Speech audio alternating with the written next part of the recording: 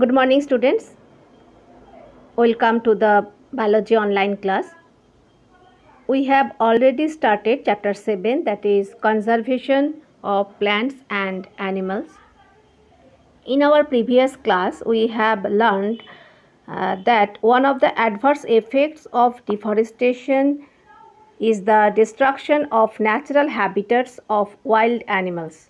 So, deforestation poses a serious threat to the survival of wild animals and their natural environment.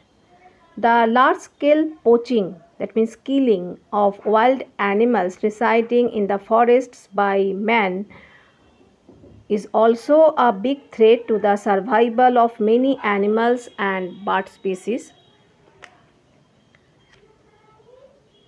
We should protect the forest and wildlife to preserve the biodiversity.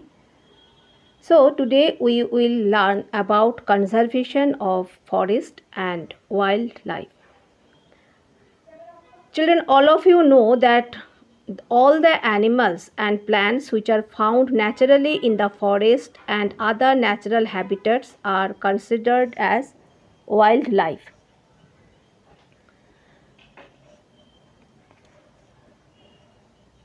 We should conserve this wildlife to prevent endangered species from becoming extinct and to maintain ecological balance in nature. Some of the measures which can be taken for the conservation of forest and wildlife are: first of all, the unauthorized cutting of forest trees for timber, trade, and firewood should be stopped immediately. This is because depletion of forests destroys the natural habitats of wild animals and birds and exposes them to the cruelty of man as well as nature. Secondly, in case of government authorized felling of forest trees, for every acre of forest cut down, an equal area of land should be planted with saplings of trees to make up for the loss in the long run. The natural habitats of wild animals should be preserved by establishing conservation areas such as biosphere reserves, wildlife sanctuaries, and national parks where the wild animals can be flourish in natural surroundings protected from the outside world. Last but not least, a total ban should be imposed on the poaching or capturing of any wild animal or bird.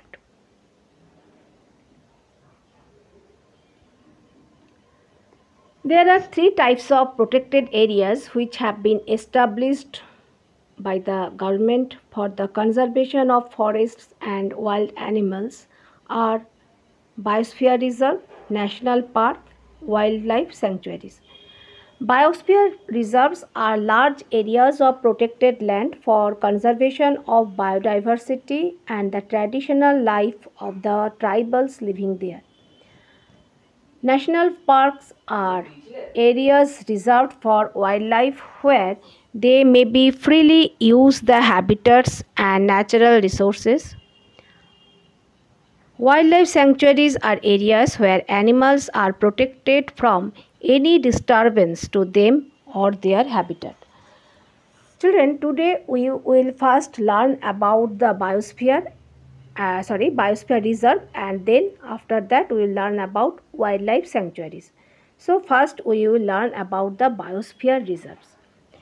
So again, I am telling you that is a biosphere reserve is a large protected area of land meant for the conservation of wildlife, biodiversity, and the traditional lifestyles of the tribal people living in the area. In creating the large areas of conservation called biosphere reserve, the need of local people to have access to the resources of this area has been kept in mind. So, a special feature of the protected areas called biosphere reserve is that local people or tribals are an integral part of it. Thus, Biosphere Reserve jointly manage biodiversity and economic activity. We will now describe the basic design of a biosphere reserve. A biosphere reserve is a very large conservation area which is divided into three zones: core zone, buffer zone, and transition zone. The innermost zone of a biosphere reserve is known as core zone. The core zone of a biosphere reserve is devoted to strict protections of wildlife. No human activity or economic activity is allowed in the core zone of a biosphere reserve.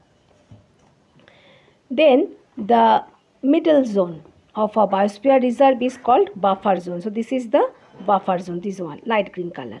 Okay, not the light, moderately green. Okay, this is the deep green part is core area. Then this portion, the middle part, is the buffer zone. Buffer zone surrounds the core zone. In the buffer zone, only limited human activity compatible with conservation is allowed. For example, research, environmental education, and tourism are allowed in the buffer zone of a biosphere reserve. Then the outermost zone, that is this portion, okay, this outermost part of the biosphere reserve is known as the transition zone. In the transition zone, several non-destructive human activities such as settlements of tribals and cultivation of crops etc. are allowed, which are necessary to sustain the life of tribals. Some tribal people live in the outermost zone of a biosphere reserve who depend on the local natural resources to fulfill the various needs of life. In a biosphere reserve, the conservation of wildlife and biodiversity are combined with the sustainable use of natural resources for the benefit of local people, who are known as tribals. Okay. No commercial exploitation of natural resources is allowed in a biosphere reserve. A biosphere reserve may also contain other protected areas in it. For example, a biosphere reserve may contain wildlife sanctuary and or national park in it. Biosphere reserves are open to tourists up to the buffer zone. No tourists are allowed in the core zone of a biosphere reserve. There are 14 biosphere reserves in our country. The names, some names and location of some biosphere reserves of India are given here. Great Nicobar Biosphere Reserves located in Andaman and Nicobar. Kaziranga Biosphere Reserves located in Assam. Sundarban Biosphere Reserves in West Bengal. Kanha Biosphere Reserves in Madhya Pradesh, and Pachmari Biosphere Reserves, that is also in Madhya Pradesh. Now we will describe the Pachmari Biosphere Reserve. Here you can see the map of the Pachmari Biosphere Reserve. This Pachmari Biosphere Reserve is located in Madhya Pradesh. I have already told you. The biodiversity found in Pachmari Biosphere Reserve is unique. The plants and animals found in these biosphere reserves are similar to those of the upper Himalayan peaks and to those belonging to lower Western Ghats. Conserving and preserving areas of such biological importance make them a part of our national heritage. The Pachmari Biosphere Reserve contains other protected areas in it. In fact, Pachmari Biosphere Reserve contains 2 wildlife sanctuaries and 1 national park. The 2 wildlife sanctuaries contained in Pachmari Biosphere Reserves are Bori Sanctuary and Pachmari Sanctuary. The national park contained in Pachmari Biosphere Reserve is called the Satpura National Park. There is also a reservoir called Tawa Reservoir in the Pachmari Biosphere Reserve. Now we will discuss about the role of biosphere reserves. In general, the role of biosphere reserves are conservation. It includes the conservation of biodiversity, which includes ecosystem, species and genes. Next is the development for a sustainable future, and third is the research and monitoring in a world network.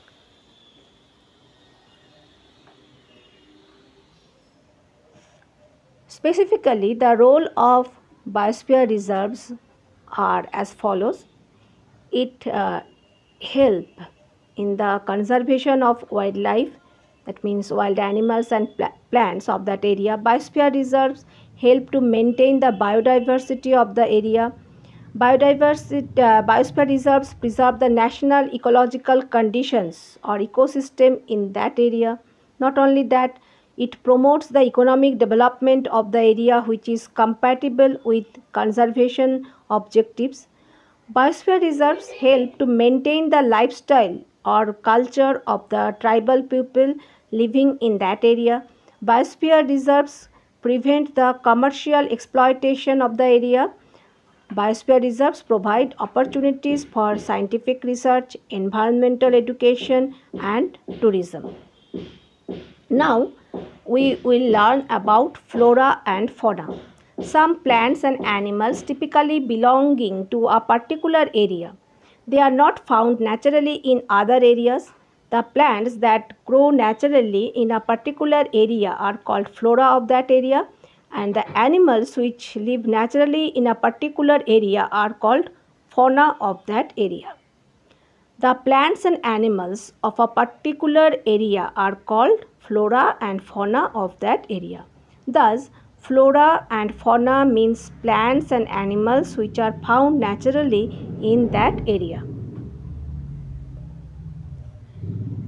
Teak, Jammu, Fan, Sal, Mango and Arjun are the flora of Pachmari Biosphere Reserves, whereas cheetal, wolf, leopard, blue bull, barking deer, wild dog are the examples of fauna of the Pachmari Biosphere Reserve. Now we will discuss about endemic species. Endemic species are those species of plants and animals which are found exclusively in a particular area.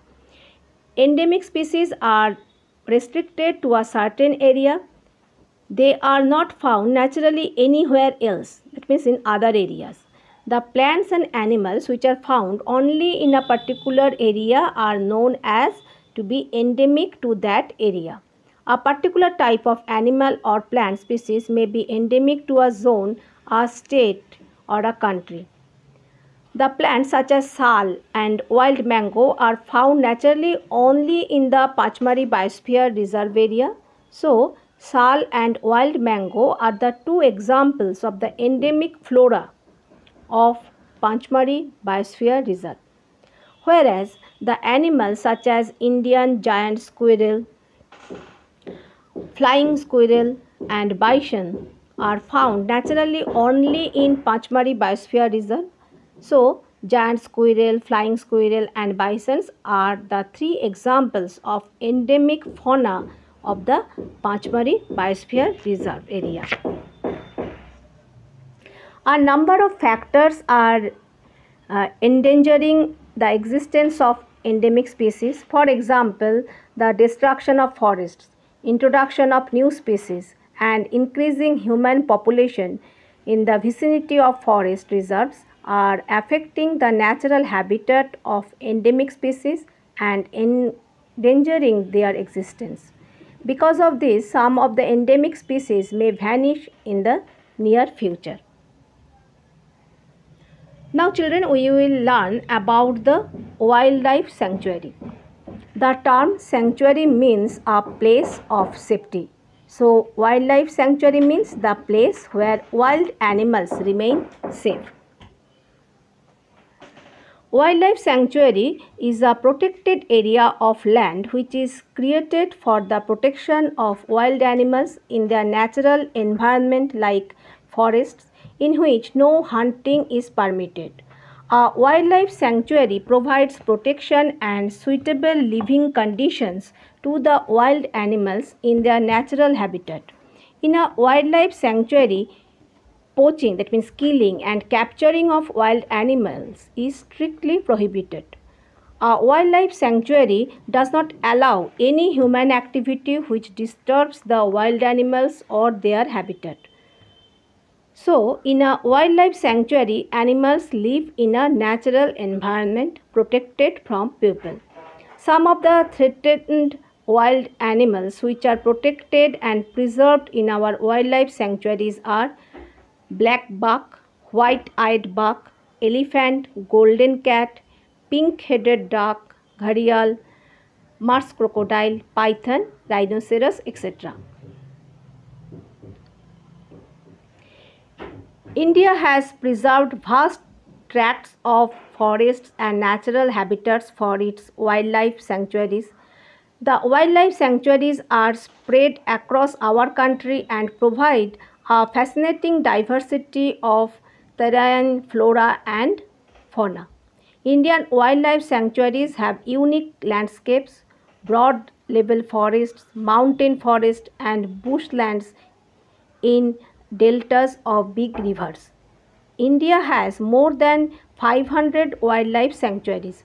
Some wildlife sanctuaries are specifically named bird sanctuaries because their major inhabitants are birds.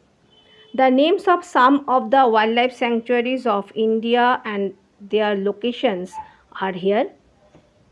Sanjay Gandhi Wildlife Sanctuary located in Maharashtra, Nagarjun Sagar Wildlife Sanctuary in Andhra Pradesh, Bharatpur Bird Sanctuary in Rajasthan, Sultanpur Lake Bird Sanctuary in Haryana, Satkosia Besipalli Wildlife Sanctuary of West Bengal, Bori Wildlife Sanctuary of Madhya Pradesh.